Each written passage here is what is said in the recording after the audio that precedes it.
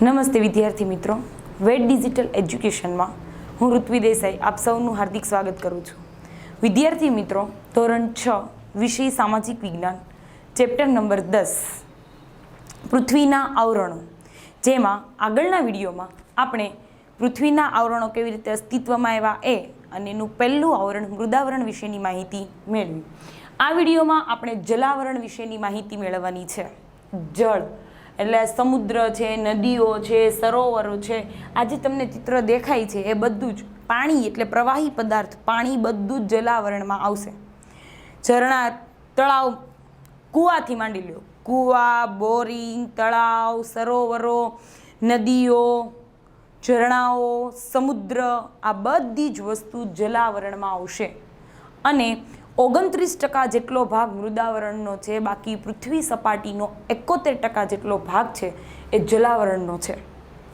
જોઈએ જલાવરણના, અહીંયા તમને આ જે ચિત્ર દેખાય છે એ બધા જ જલાવરણના ચિત્ર છે.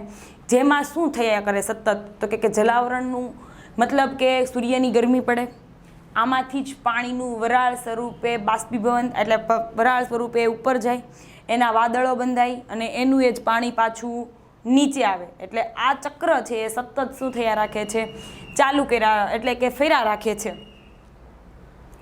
આ જે ચિત્ર છે, જેવી રીતે આપણે પૃથ્વી સપાટી પર મતલબ કે જમીન ઉપર ઘનાવરણ પર જેમ અસ્તિત્વમાં આવેલું છે, આખી એક જીવસૃષ્ટિ અસ્તિત્વમાં છે, એવી જ રીતે પૃથ્વીના પેટાળમાં પણ એક જીવસૃષ્ટિ અસ્તિત્વમાં છે કે જેને આપણે માછલી કહીએ છીએ, દરિયાઈ જીવો કહીએ છીએ, દરિયાઈ વનસ્પતિઓ જેને કહીએ છીએ. તો એ બધું જ આપણને બહુ સરસ દેખાય. તો કે અમુક ઘણા ખરા આપણે ટીવી સિરિયલ તમે જોતા હોય તો ઘણા બધા મૂવીઝમાં પણ આપણને આ પૃથ્વી સપાટીની નીચે જે આખી સૃષ્ટિ છે એ તમને દેખાડવામાં આવે છે. આ ઉપરાંત આ સમુદ્ર છે, સમુદ્રના મોજા, જલાવરણ ક્યાં ક્યાં ઉપયોગી છે એ પણ સાથે સાથે જોવાનું છે આ વિડીયોમાં આપણે, કે સમુદ્રના મોજા એટલા પ્રચંડ હોય છે જેમાંથી તમે વિદ્યુત શું કરી શકો છો, ઉત્પન્ન કરી શકો છો. આ ઉપરાંત લોખંડ છે, કલાઈ છે, એવી બધી ધાતુઓ છે એ પણ એમાંથી મળે છે. અને આપણે કહીએ એમ તો કે પૃથ્વી સપાટીની આજુબાજુનો જે આ જલાવરણ છે એ કેટલા 4 મહાસાગરોમાં વિભાજિત છે. આ ઉપરાંત આપણે હિન્દ મહાસાગર કહીએ, પેસિફિક મહાસાગર કહીએ, એવી રીતે 4 મહાસાગરોમાં છે એ આર્કટિક મહાસાગર કહીએ અને એટલાન્ટિક મહાસાગર કહીએ, એવી રીતે 4 મહાસાગરોમાં એ વિભાજિત છે. અને જેમ જેમ ઉપરની બાજુ આપણે જતા જઈએ છીએ એમ ઉપરના ધ્રુવોમાં કેવું છે, બંને ઉપર અને નીચેના ધ્રુવોમાં ઠંડી વધારે હોવાના કારણે ત્યાં બર્ફીલો એટલે કે આ પ્રવાહી સ્વરૂપનું ઘન સ્વરૂપ થઈ ગયું છે. એકદમ તાપમાન -ડિગ્રી હોવાના કારણે ત્યાં પ્રવાહીનું પાણીનું શું થઈ ગયું છે, ઘન સ્વરૂપ એટલે બરફ સ્વરૂપે તમને જોવા મળે છે. હવે આપણે જોઈએ આ ઉપરાંત જલાવરણમાંથી તમને કેટલાક કિંમતી પથ્થરો અને કેટલાક કિંમતી ચીજવસ્તુઓ મળી રહે છે. જેમ કે ખાસ કરીને આ મોતી, છીપમાંથી મળતો હોય જે મોતી છે એ, કે જે આપણને સમુદ્રના પેટાળમાંથી જ શું થતું હોય છે, મળે છે. આ ઉપરાંત જલાવરણ એ જેમ પૃથ્વી સપાટી આપણે જમીન પર જેમ આપણે મુસાફરી કરી શકીએ છીએ, એવી જ રીતે આ જલાવરણ એ આપણને વેપાર ધંધા ઉદ્યોગોમાં પણ એના અવરજવર માટે એટલે વહાણવટા માટે ખૂબ ઉપયોગી છે. જોઈએ આપણે જલાવરણ, તો કે પૃથ્વી સપાટી પર ભૂમિ પ્રદેશ કરતાં પાણી વિસ્તારનું પ્રમાણ વધારે છે. પૃથ્વી સપાટીના જે વિસ્તાર પાણીથી ઘેરાયેલો છે એને જલાવરણ તરીકે ઓળખવામાં આવે છે. પૃથ્વી સપાટીનો જે વિસ્તાર શેનાથી ઘેરાયેલો છે, તો કે પાણીથી ઘેરાયેલો છે, જેને આપણે જલાવરણ તરીકે ઓળખીએ છીએ. પૃથ્વી સપાટીનો લગભગ 71% જેટલો ભાગ છે એ પાણી સપાટીથી ઘેરાયેલો છે. 29% આપણે જોયું હતું મૃદાવરણ આવેલું છે, તો કે મૃદાવરણ પછીનો બાકીનો જે ભાગ છે એ પાણીથી ઘેરાયેલો છે. એટલે કે 71% જેટલો ભાગ છે એ પાણીથી ઘેરાયેલો છે. પૃથ્વી સપાટીનો આ વિસ્તાર એટલો વિશાળ છે કે એમાં ખંડો પણ કેવા લાગે છે, એક નાના ટાપુઓ જેવા લાગે છે. હવે તમને પ્રશ્ન થશે, ટીચર ટાપુ એટલે શું? તો ટાપુ એટલે કોને કહેવાય કે એટલો કમથો જમીન વિસ્તાર હોય અને બાકીનો બધો જ આ પાણી વિસ્તાર હોય એને શું કહેવામાં આવે છે? ચારેય બાજુ પાણી વિસ્તાર હોય અને ફરતો જે જમીન વિસ્તાર હોય એને શું કહેવામાં આવે છે? ટાપુ. તો પાણીનો વિસ્તાર જ એટલો બધો છે. તો આ જે ખંડ જે છે, આખા ખંડ છે, આપણે એશિયા ખંડ કહીએ, દક્ષિણ, આપણે બધા અલગ અલગ ખંડ કહીએ છીએ, યુરોપ ખંડ, આ બધા ખંડ કહીએ જે છે, યુરોપ છે, આફ્રિકા છે, સાઉથ અમેરિકા છે, દક્ષિણ અમેરિકા છે, પછી નોર્થ અમેરિકા, ઓસ્ટ્રેલિયા, આ બધા ખંડો છે ને એ આપણને એક ટાપુઓ જેવા લાગે. કેમ? તો કે તમે જુઓ તો ચારેય બાજુ પાણી અને વચ્ચે એક નાનો એવો જમીન વિસ્તાર, એટલે ટાપુ જેવું થયું. એટલે એટલો બધો વિશાળ આ પાણી વિસ્તાર એટલો બધો છે કે બાકીના બધા ટાપુઓ પણ, આ ભૂમિખંડો જે છે એ આખા ખંડો પણ આપણને એક ટાપુ જેવા લાગે છે.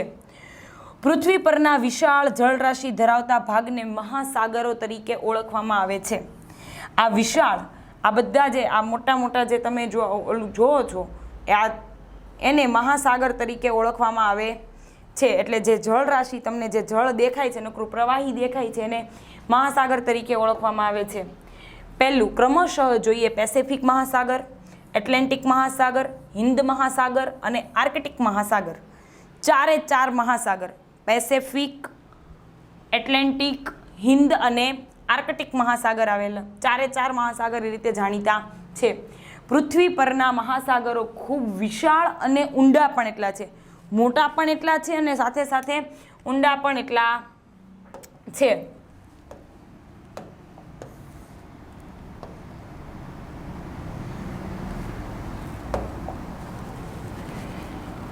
પૃથ્વી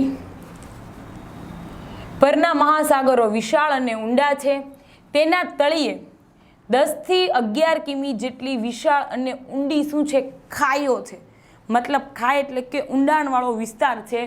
અને મહાસાગરના તળિયે પૃથ્વી જેવા જ ભૂમિ સ્વરૂપો આવેલા છે. મતલબ કે આપણે કેમ પૃથ્વીના ભૂમિ એટલે કે જમીન ઉપર આપણે કેમ પર્વતો છે એ બધું જોવા મળે છે આપણને, તો એવી જ રીતે સમુદ્રના તટમાં પણ ભૂમિ એટલે કે વનસ્પતિઓ તમને જોવા મળે. ઊંચા નીચા ડુંગરાવાળો પ્રદેશ છે એવો જોવા મળે. તો કે સમુદ્રના તળિયે એવો ભૂમિ સ્વરૂપ પણ તમને, સમુદ્રનું તળિયું છે એમાં ભૂમિ સ્વરૂપ જોવા મળે છે. પૃથ્વી પર જે પાણી છે તેમાંથી 97% સમુદ્રમાં રહેલું ખારું પાણી છે. ખાલી 3% પાણી છે પીવા લાયક અને વાપરવા લાયક એટલે કે મીઠું પાણી છે. બાકી 97% પાણી છે એ કેવું છે? ખારું છે. આપણે એટલે હમણાં હું તમને આ જલાવરણ ચલાવું છું એટલે તમને ઘણા મનમાં એવો પ્રશ્ન થયો હશે તો ટીચરે કે ઘણા બધા ગામ વિસ્તારો એવા છે, ગામડાઓ એવા છે કે જેમાં પાણી મળતું નથી. તો એટલું બધું સમુદ્રમાં પાણી છે ત્યાંથી આપણે સુવિધા ના કરી દઈએ, પરંતુ એ પોસિબલ છે નહીં, કારણ કે સમુદ્રનું પાણી કેવું છે? ખારું છે. ખાલી 3% જેવું પાણી એવું છે કે જે કેવું છે? મીઠું છે, પીવા લાયક છે, કે જે આપણે એનો ઉપયોગ કરી શકીએ છીએ. તો કે પૃથ્વી પર 97% પાણી છે એ ખારું રહેલું છે. બાકીનો જે પાણી પ્રદેશ છે એટલે આપણે એમ જોઈએ તો કે હવે એ જે 3% વધ્યું છે પાણી, જે સારું છે આપણે એમ કહીએ છીએ, એમાંથી પણ આશરે પોણા ભાગનું તો શું છે? હિમાલય છે અને બીજા એવા ઉચ્ચ બર્ફીલા પ્રદેશો છે. એટલે આપણે હવે જે 3% હતું એમાંથી પણ પોણો ભાગ તો નીકળી ગયો. એટલે આપણે એમ કહીએ તો કે સારું જોઈએ તો 1 થી 1.5% જેવું આપણે પાણી એમ કહી શકીએ કે છે ને જે પીવા લાયક છે. જેમાં જે પાણી પૃથ્વીના પેટાળમાં છે, સરોવર અને નદીઓ સ્વરૂપે છે તે ખૂબ જ ઓછું છે. મતલબ કે મીઠું પાણી જે છે કુલ 100% પાણીમાંથી 97% તો શેમાં છે? ખારું પાણી છે, સમુદ્રનું. હવે બાકીનું જે પાણી વધ્યું 3%, એમાંથી 0.5% જેટલું પાણી તો શું છે? તો કે એ ધ્રુવ પ્રદેશમાં બરફ સ્વરૂપે સચવાયેલું છે.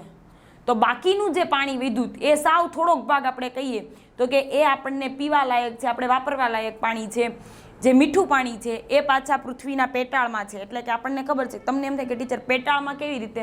તો કે તમે જમીન ખોદો છો તો ઊંડાણ સુધી ખોદો એટલે અંદરથી પાણી નીકળે. એટલે પૃથ્વીના પેટાળમાં છે, નદી સ્વરૂપે છે, સરોવર સ્વરૂપે છે, એટલું જ એના થોડુંક એવું પાણી જ, એટલે કે ખૂબ જ ઓછું પાણી છે કે જે મીઠું પાણી છે અને એ પણ આવા સ્વરૂપે છે. પૃથ્વી પર રહેતા જીવો અને વનસ્પતિઓને પાણી વિના ચાલતું નથી. પાણી ખોરાક સાથે મળે કે હવામાંથી ભેજ સ્વરૂપે મળે છે. જલાવરણનું અસ્તિત્વ એટલે જ સજીવ સૃષ્ટિનું અસ્તિત્વ. મેં તમને કીધું હતું કે 3 આવરણ એટલા ઉપયોગી છે કે એક પણ આવરણ જો એમાંથી નહીં હોય તો જીવસૃષ્ટિ અસ્તિત્વમાં આવશે નહીં. એટલે જલા આપણને ખબર છે કે આપણે પાણી વગર રહી શકીએ નહીં. એટલે કે જલાવરણનું અસ્તિત્વ એ સજીવ સૃષ્ટિનું અસ્તિત્વ. પૃથ્વી પરના વરસાદ માટેનો મોટા ભાગનો ભેજ સમુદ્રમાંથી આવે છે. મતલબ કે સૂર્યની ગરમીથી ભેજ સ્વરૂપે વરાળ સ્વરૂપ એટલે કે એ તાપમાનના કારણે છે ને પાણીની શું બને છે? વરાળ બને છે. અને એ વાદળ સ્વરૂપે એટલે કે ભેજ સ્વરૂપે એ વરાળનો વાદળમાં શું થાય છે? સંગ્રહ થાય છે.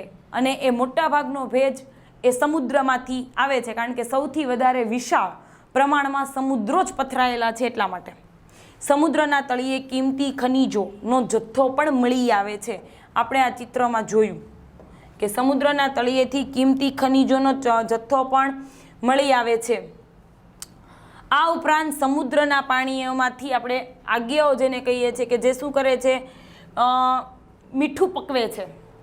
અને તેના તળિયે મેંગેનીઝ, લોખંડ, કલાઈ વગેરે જેવી ધાતુઓ છે એ પણ મળી આવે છે. સમુદ્ર પ્રોટીન યુક્ત આહારનો ભંડાર છે. કેમ? માછલી છે અથવા તો કેટલી એવી જલીય વનસ્પતિઓ છે કે જે ખાવાથી આપણને શરીરમાં શું મળે છે? પ્રોટીન મળે છે. સમુદ્ર કે મહાસાગરોના મોજા, પ્રવાહો અને ભરતીમાં પ્રચંડ શક્તિ રહેલી છે અને તેને નાથીને એટલે કે તેના દ્વારા વિદ્યુત શક્તિ મેળવી શકાય છે. આ ઉપરાંત મહાસાગરો છે એ જળ પરિવહન માટે પણ શું બન્યા છે? ઉપયોગી બન્યા છે. વિવિધ દેશના વેપારમાં જળમાર્ગ પણ વધારે અનુકૂળ રહ્યા છે. આપણને ખબર છે કે આ ભારત અને યુરોપિયન ખંડ વચ્ચેનો જ્યારે જમીન માર્ગ બંધ થયો ત્યારે જળમાર્ગ થ્રુ અત્યારે પણ આપણે જોઈએ કે જળમાર્ગ થ્રુ શું કરવામાં આવે છે? વેપાર કરવામાં આવતો હોય છે. તો જળમાર્ગ છે એ વેપાર વાણિજ્યમાં પણ ઉપયોગી છે. આ ઉપરાંત જળ પરિવહન એટલે કે જળ પરિવહન દ્વારા આપણે વેપાર વાણિજ્ય પણ કરી શકીએ છીએ, વિદ્યુત મેળવી શકીએ છીએ. પ્રોટીન એટલે કે જલીય વનસ્પતિ અને જલીય જીવો દ્વારા આપણે શું કરી શકીએ છીએ? આહાર મેળવી શકીએ છીએ. અને એમાં સૌથી વધારે માછલી ખાવાથી સૌથી વધારે પ્રોટીન મળે. તો એ પ્રોટીનયુક્ત આહાર એમાં રહેલો છે. આ ઉપરાંત ધાતુઓ મળે છે, કિંમતી ચીજવસ્તુઓ મળે છે. અને સમુદ્ર એ વરસાદ લાવવામાં સૌથી મહત્વનો ભાગ ભજવે છે, કારણ કે સૌથી વધારે પાણી ત્યાં જ રહેલું છે. અને એ જ પાણીની વરાળ બની અને બાષ્પીભવન થાય અને ભેજ સ્વરૂપે વાદળમાં શું થાય છે? સંગ્રહ થાય છે. અને એના એ જ વાદળો વરસે છે. એટલે આપણને મીઠું પાણી મળે છે. આ ઉપરાંત સમુદ્રમાંથી સૌથી મહત્વની બાબત કે જેના વગર આપણને એક પણ ખોરાકનો ટેસ્ટ આવે નહીં એવું મીઠું પણ આપણને ક્યાંથી મળે છે? સમુદ્ર તરફથી મળતી શું છે? એક ભેટ છે. વિદ્યાર્થી મિત્રો, ફરીવાર જલાવરણ, તો કે જલાવરણ એ પૃથ્વીનો પ્રવાહી ભાગ જે છે એ બધો જ જલાવરણ 71% ભાગ છે. એના બહુ વિશાળ સ્વરૂપમાં એટલે કે વિશાળ વિસ્તારમાં એ પથરાયેલો છે. 4 મહાસાગરો કયા? તો કે પેસેફિક, એટલાન્ટિક, હિન્દ મહાસાગર અને આર્કટિક મહાસાગર. અને એના તળિયે તમે ભૂમિ સ્વરૂપ જેવા સ્વરૂપો એટલે કે પહાડો ને એવું બધું, એના ઉચ્ચ પ્રદેશો, મેદાનો, પહાડો એ પણ તમને સમુદ્રના તળિયે જોવા મળે છે. કુલ જે પાણી છે એનું કુલ 97% પાણી તો શેમાં છે? ખારું છે. બાકીનું જે પાણી છે એમાંથી પણ 0.5% જેવું પાણી શું છે? બરફ સ્વરૂપે સંગ્રહાયેલું છે. ખૂબ ઓછું પાણી એ આપણને મીઠું પાણી કે જે આપણે પીવા લાયક છે.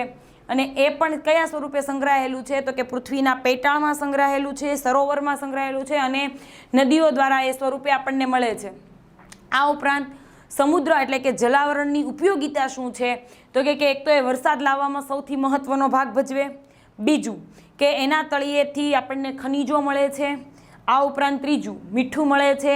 ચોથું તો કે એમાંથી કિંમતી જે પથ્થરો છે, મોતી છે, કિંમતી પથ્થરો છે એ આપણને મળી આવે છે. આ ઉપરાંત મેંગેનીઝ, લોખંડ, કલાઈ જેવી ધાતુઓ મળી આવે છે. આ ઉપરાંત પ્રોટીનયુક્ત આહાર આપણને આપે છે. એટલે કે માછલી છે અથવા તો વનસ્પતિ એટલે કે કેટલી એવી જલીય વનસ્પતિઓ છે કે જે ખાવાથી આપણને ભરપૂર પ્રમાણમાં શું મળતું હોય છે? પ્રોટીન મળતું હોય છે. આ ઉપરાંત એની જે મોજા છે એ અને એના પ્રવાહની પ્રચંડ એટલે કે ભરતીની જે પ્રચંડ શક્તિના કારણે વિદ્યુત આપણે મેળવી શકીએ છીએ અને સૌથી મહત્ત્વનું તો કે એના પર જળ પરિવહનના કારણે આપણે વેપાર ધંધા કરી શકીએ છીએ.